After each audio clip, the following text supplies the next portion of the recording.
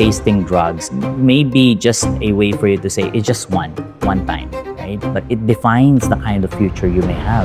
Isa na talagang hindi ko makakalimutan yung bata na high-performing sa class. Supposed to be graduating with honors back in high school. And maraming na-surprise na hindi nakagraduate, na-decline yung academic performance.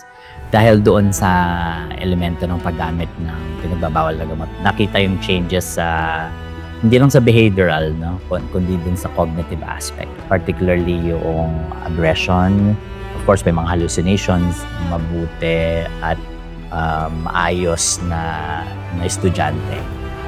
Turns out to be a different person. In teenage life, it's like a period of storm and stress. Meron dyan craving to taste something new.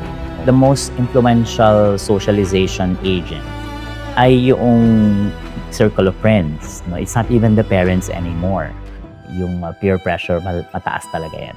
So yung acquisition ng napakagandang opportunity in the future may be inhibited. Pwedeng mawala yun abrupt na sa isang pitik. Dahil lang dun sa decision mo na yun to give in with social pressure, that one decision that you will have, it's not just a minor decision. One of the signs could be yung tinatawag natin na change of interest. So yung pattern na yun, you used to be jolly, you used to have a set of sports, nawala yun, no? Avoidance of people. So may case na nag-overeating at may case naman na nawawala yung appetite. May case din na kulang sa tulog, meron din naman nag-oversleep.